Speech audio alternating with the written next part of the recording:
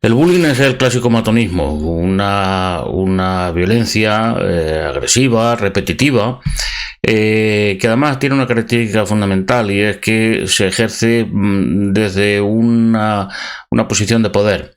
Quien realiza el bullying contra otro lo hace desde una posición de poder real o ficticia, que hace que la víctima no pueda defenderse o sienta que no puede defenderse. Y aunque parezca que es algo restringido a determinados casos, quizá ahora se está viendo con mucha frecuencia o se publicita con mucha frecuencia relacionada con el ámbito escolar, sobre todo entre niños y jóvenes, el bullying en realidad lo hemos sufrido y lo estamos sufriendo todos, absolutamente todos. Desde nuestra más tierna infancia sufrimos el bullying, porque ¿qué es lo que hacen los padres con los niños para educarlos? Bullying. Desde esa gran distancia jerárquica de poder, asustarlos, amenazarlos, golpearlos, verbalmente o psicológicamente asustarlos y herirlos, hacerles sentir completamente indefensos. ¿Qué es lo que hacen los maestros? Pues esto. Bueno, ¿qué es lo que hace la policía? ¿Qué es lo que hacen los jueces? ¿Qué es lo que hacen los políticos? ¿Qué es lo que hacen los jefes en el trabajo? ¿Qué es lo que hace mucha gente que nos rodea? ¿Qué es lo que hacen en determinados momentos o que hacemos nosotros en determinados momentos? Sino bullying sobre otras personas. El bullying es algo extraordinariamente extendido. Mucho más extendido de lo que suponemos. ¿Por qué? Porque forma parte de nuestra psicología como especie, de nuestro diseño genético desde que nacemos. El bullying se produce dentro de nuestra especie, de otra especie de primates, como un mecanismo social, fundamentalmente para limitar los conflictos dentro de un grupo, utilizando un truco que es que aquellos que pierden, aquellos que están por debajo en la jerarquía del grupo, aquellos que tienen menos poder, aquellos más débiles, más indefensos, pues se resignen, estén quietos, digamos que metan un plus de indefensión en su vida.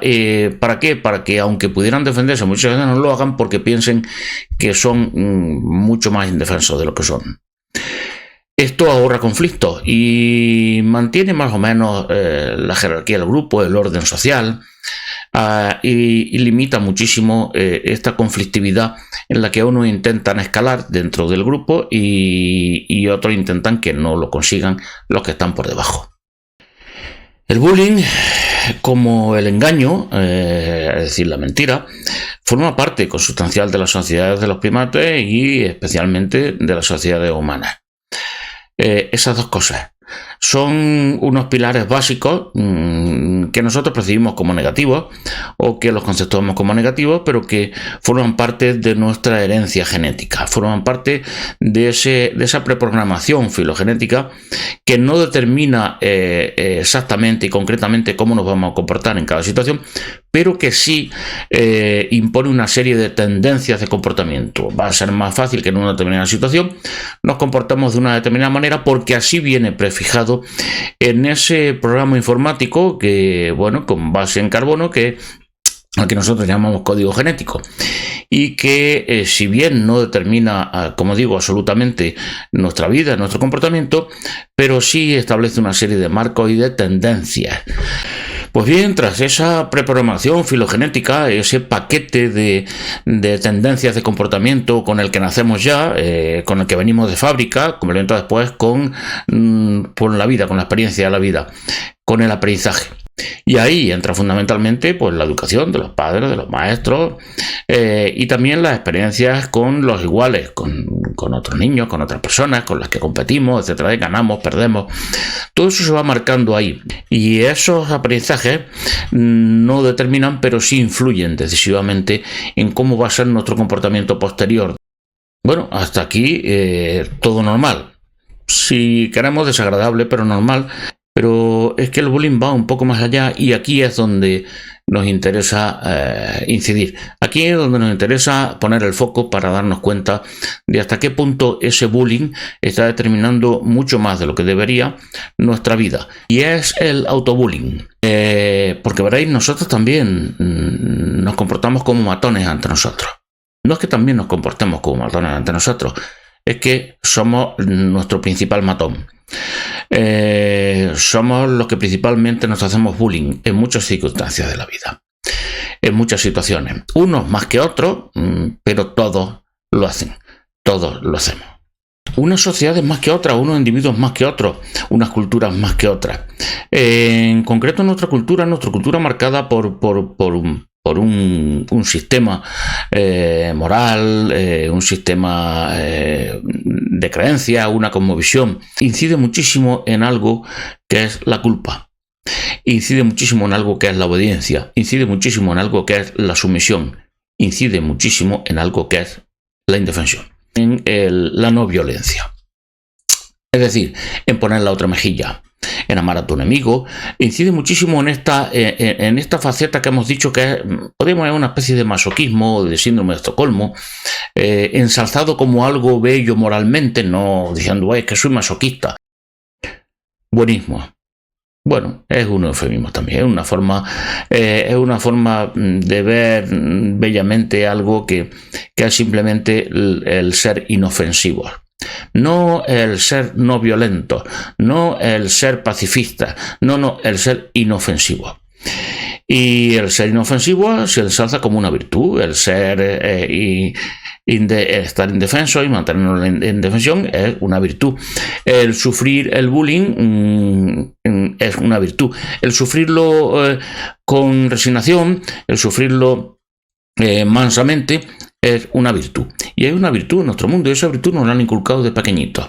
Esa terrible, siniestra virtud de la inofensividad, de la indefensión, por tanto, porque nadie nos defiende si nosotros no nos defendemos en primera instancia. ¿Y qué hacemos? ¿Qué sucede cuando eso nos lo incrustan en nuestras mentes de pequeñitos? Bueno, pues cuando nos lo incrustan en nuestras mentes de pequeñitos, lo que hacemos es ejercer eso hacia afuera y desde dentro de nosotros. Es decir, todos llevamos un matón dentro, y ese matón es el que en determinadas situaciones nos amenazamos, nos castigamos, nos insultamos, nos hacemos sentir mal. Hay pocos matones que sean capaces de hacer sentir a las personas tan mal como las mismas personas. Vale, somos matones, somos víctimas de nosotros mismos. Y otra cosa interesante y curiosa es que normalmente elegimos a la víctima, el papel de víctima. Nos quedamos ahí en el papel de víctima, porque bueno, podríamos elegir, ya que llevamos incorporado un matón desde que somos pequeñitos y nos ha enseñado, especialmente en nuestra cultura, a esa relación sadomasoquista, esa relación sadomasoquista ensalzada como una superioridad moral con relación a otras culturas y tal, porque nosotros somos especiales, nosotros somos mucho más mejores, nosotros somos más buenos, Dios es amor, etcétera, etcétera. Pues esa relación más masoquista, nosotros normalmente elegimos el polo masoquista, digamos, están en el papel de víctima. Algunas personas eligen el otro, lógicamente, pocas, pero eligen el otro. Lo normal es elegir el papel de víctima, y sin embargo podríamos elegir el papel del matón. Podríamos identificarnos con nosotros mismos cuando somos matones contra nosotros mismos, pero ¿cuál es el problema? Es que cuando nosotros somos matones contra nosotros mismos, estamos ocultos. Nosotros somos matones de nosotros mismos y somos unos matones ocultos ahí. No nos escuchamos, no escuchamos nuestras amenazas, no las escuchamos realmente, no nos vemos esas amenazas, no somos capaces de encontrar la causa de esa agresión que somos nosotros mismos, habiendo introyectado una serie de moral, de cosmovisión, de ideas, de actitudes ante la vida que nos han inculcado desde pequeñitos. Entonces, cuando nosotros nos hacemos bullying a nosotros mismos, lo único que sentimos es que no vemos a nadie que nos haga eso, pero nos sentimos exactamente como las víctimas de un bullying. Asustados, encogidos, llorando, sufriendo, pidiendo que alguien nos ayude, gimoteando para que cese ese dolor, ese sufrimiento. Bueno, y no nos vemos a nosotros. Por eso es por lo que es muy difícil que nos identifiquemos con nosotros mismos, con nuestra parte, digamos, poderosa, con nuestra parte segura de nosotros mismos. con otra parte de ese matón que también podría convertirse, o que especialmente debería convertirse, en nuestro salvador, en ese que nos ayuda, en ese buen tipo que de repente cuando alguien nos está pegando, amenazando, en eso llega y se enfrenta al matón y lo derrota. Podemos hacer eso, pero es que no nos vemos como matones. Y es muy importante que nos veamos como matamos. Es muy importante que cuando la vida lo estamos pasando mal, estamos sufriendo, llorando, asustados, encogidos, arrugados en la casa, encerrados en un cuarto, sin sentirnos capaces de enfrentarnos con una situación, con unas personas, con los demás, pues sería muy importante que pudiéramos ver ese matón y ese matón se convirtiera en nuestro salvador, que somos nosotros mismos. Este es nuestro trabajo, esto es lo que podamos hacer directamente. He dicho, hay algo que sí podamos hacer de forma directa, quizás no fácil, pero sí directa y que está en nuestra mano. ¿Y cómo se hace esto? Pues haciéndolo, muy sencillo. Muchos pensaréis que eso sería algo, es algo ridículo, que es algo estúpido, pero no lo es en absoluto. Veréis, estamos preprogramados filogenéticamente para comportarnos de una manera masoquista, para comportarnos como víctimas ante determinadas situaciones y determinadas personas de poder y grupos de poder, pero también estamos programados para todo lo contrario. Estamos programados ¿para qué? Para rápidamente sentirnos seguros en cuanto sentimos el apoyo de alguien y de algo. ¿Podemos ser nosotros mismos? Sí. ¿Eso funciona? Os aseguro que sí. En nuestra concepción de la vida que nos han inculcado de pequeñito, esta que viene importada de un mundo que es ajeno al mundo europeo y que, aunque nosotros pensamos que es lo normal y es lo bueno, incluso no todas las culturas piensan así, es más, la inmensa mayoría de las culturas no piensan así y no se someten a esto, pues está especialmente cultivado la culpa. Si tú haces algo por ti, por defenderte, si tú haces alguna cosa que te beneficia a ti, hay un mecanismo que se llama el mecanismo que es el pecado, y el pecado quiere decir que debes sentir culpable y por lo tanto aplicarte tú el castigo, es decir, convertirte en matón de ti mismo. Todo esto se hace, vuelvo a repetirlo, sin que nos veamos físicamente quién es el que nos está agrediendo, pero cuando estamos hechos polvo y nos sentimos culpables y nos quedamos ahí arrinconados dentro de nosotros mismos, sentados en una acera que hay ahí dentro de nosotros, tumbados, protegiéndonos con los brazos para que no nos castiguen por haber obrado mal, para que no nos castiguen con razón ese matón que está ahí, con razón porque es que somos culpables. Esta culpa es la que hace que el matón se coloque en una posición de superioridad y nosotros nos veamos completamente impotentes, porque esta es la palabra. La culpabilidad, el sentirnos culpables, es una especialidad de nuestra cosmovisión, del sistema, el esquema de valores y de comportamiento y de referencias culturales que nos han metido de pequeñitos, y por lo tanto la culpa es el mecanismo, uno de los mecanismos, si no el fundamental, para que ese matonismo nos mantenga ahí hincados de rodillas toda nuestra vida. El pecado. Y esto luego tiene una traslación a otro ámbito. Porque veréis, la enfermedad es en nuestra cultura un sinónimo de pecado. Diréis, no, bueno, pues tiene uno un cáncer, tiene una gripe, tiene una infección, tiene una enfermedad autoinmune. ¿Eso cómo es el sinónimo de pecado? Sí. En el fondo se trata exactamente como una especie de pecado, como algo que viene ahí y que bueno, porque hay que acabar con él, hay que curarlo, porque tú te has infectado, tú has enfermado, porque tú. Nos coloca además en una posición de completa indefensión. Dejamos de ser agentes activos a la hora de recuperar nuestra salud. Dejamos de ser agentes activos y nos convertimos en ¿qué? Exactamente en esto, en víctimas que esperan que venga alguien y nos salve, en este caso el médico. Y por tanto la medicina se enfoca directamente en nuestro mundo, en la enfermedad. Y muchos diréis, bueno, ¿en qué se va a qué se va a enfrentar la medicina? ¿En qué se va a enfocar? Los médicos están ahí para cuando enferman. No, los médicos no están para cuando enferman. Tú y el médico, ambos deberían estar ahí. ¿Para qué? Para no enfermar.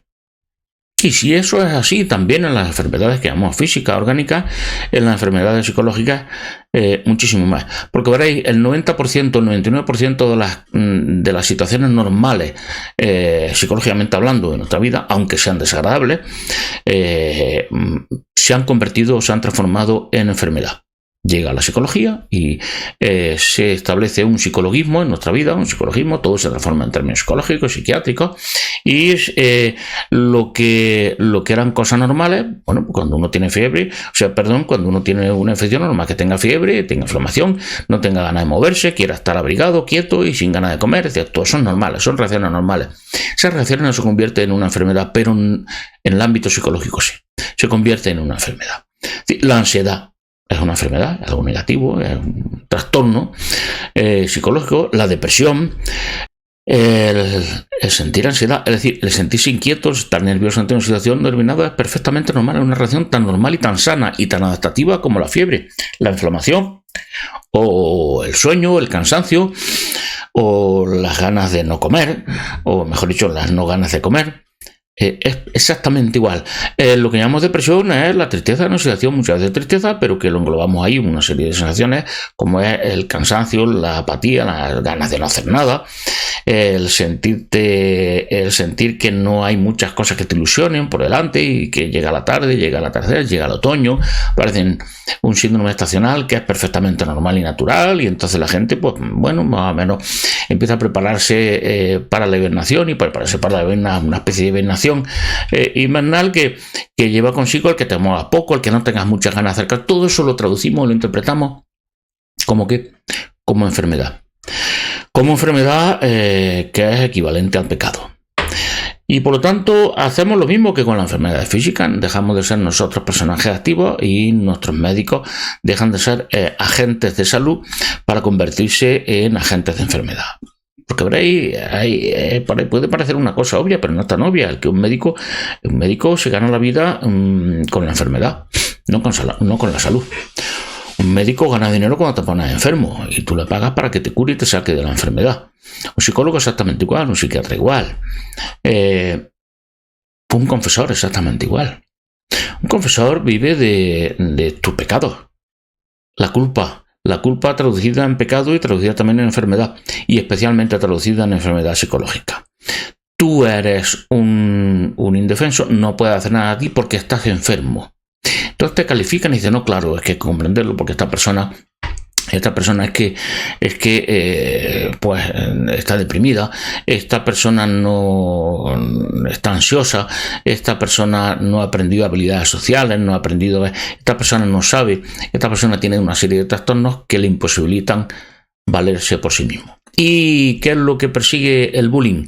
Pues veréis, el objetivo final del bullying es conseguir gente inofensiva e inválidos. Es decir, gente que no vale para hacer nada para ellos, por sí mismos y para ellos mismos. Os había dicho antes que podemos intentar, ya que no lo vemos, visualizarlo con una especie de spray, de pintura, visualizar esa sombra que está ahí, que es nosotros mismos como matones. Visualizarnos y entonces descubrirnos, decir, pues resulta que yo no soy tan inofensivo, y resulta que yo no soy tan inútil, y resulta que no soy tan inválido. Y además resulta que yo no soy siempre el culpable. Resulta que todo lo que me están inculcando como culpa no es culpa, porque me inculcan como culpa el que yo intente conseguir las cosas que yo quiero en la vida, y sin embargo los otros sí la tienen porque ellos la merecen, claro, porque ellos no son pecadores, porque ellos no sienten culpa. Resulta que mira quién hay aquí conmigo, que hasta ahora era ese o esa, tras la sombra, oculto en esa sombra, dentro de mi cabeza, el que me estaba torturando y amenazando y diciendo, tú no puedes, tú no sabes, tú no puedes y finalmente tú no debes. Vamos a intentar visualizar a ese matón que está ahí, que somos nosotros, y vamos a intentar visualizarlo como el Salvador, como esa persona que está ahí, que nos puede ayudar, que somos nosotros mismos. Y esto hacerlo con ese spray visualizador, que es simplemente decírnoslo, hacerlo, acariciarnos, hablar con nosotros y decirnos, bueno, ahora no puedes, no sabes cómo hacerlo, ya vete aprendiendo, vete ejerciendo. ¿Y cómo se hace esto? Defendiéndose. Nada más. Levántate y devuelve algún golpe. No, pero de todas maneras me van a ganar. tú levántate y devuelve un golpe. Es más, devuelve un golpe con la misma fuerza y con el mismo genio y con el mismo coraje con el que yo te estoy machacando a ti diciendo eres un inútil, no vales para nada, eres un cobarde o eres una cobarde, siempre serás así, nunca podrás ganarme. Devuelve esos golpes. Devuélvelos así con la misma fuerza con los que te los aplicas tú a ti mismo. El autobullying. El autobullying preside la vida de muchas personas, de todos en general, en algunos momentos de nuestra vida, y de muchas personas prácticamente la mayor parte del tiempo. Vamos a dejar de nuestro papel de víctima, vamos a dejar nuestro papel pasivo, nuestro papel de, bueno, yo es que, claro que puedo hacer. Vamos a tomar las riendas y a defendernos de esos matones, de ese matón que tenemos dentro también, o principalmente de ese matón que tenemos dentro. Vamos a convertirnos en eso que decimos que nosotros haríamos cuando vemos estas escenas de bullying contra niños, niñas, adultos, adolescentes. Digamos, si yo estuviera ahí, yo actuaría, yo haría. Vamos a actuar en nuestra vida. Estáis viendo la escena constantemente está en internet, en Twitter, en YouTube, en donde sea, estáis viendo la escena de vuestra vida constantemente. Estáis viendo muchas situaciones de bullying y estáis viendo matones externos y ese matón oculto interno. Lo estamos viendo constantemente. 24 horas al día. ¿Por qué no actuamos? ¿Por qué no actuáis? ¿Por qué no actuáis para defenderos del bullying? ¿Por qué no transformáis a vuestro matón interior en vuestro salvador? Ah, porque no sabéis, porque yo no sé, yo no puedo, yo eso no es claro. Salir ya de esa situación de víctima. Y de la situación de víctima se sale saliendo, dando un puñetazo, agarrándote de la mano de ese matón, visualizándolo y haciendo que ese matón, que eres tú, que nos atemoriza sin hablar, sin verlo, sin que podamos identificarlo, se convierta en alguien identificable que eres tú, hablando y diciéndote: tranquilo, devuelve el golpe. Devuelve el golpe porque tú no te has equivocado, tú no has cometido un pecado, tú no debes sentirte culpable. Devuelve el golpe porque nadie tiene derecho a hacerte esto, incluso aunque hayas hecho algo mal, injusto contra alguien. Nadie tiene derecho. Y tú tienes derecho siempre a defenderte. Vamos a decirnos eso. Vamos a acabar con el autobullying. Y con el autobullying se acaba cogiendo de la mano a nuestro principal agresor, a nuestro principal matón. Y haciendo que ese matón se convierta en nuestro héroe. En ti y en mí.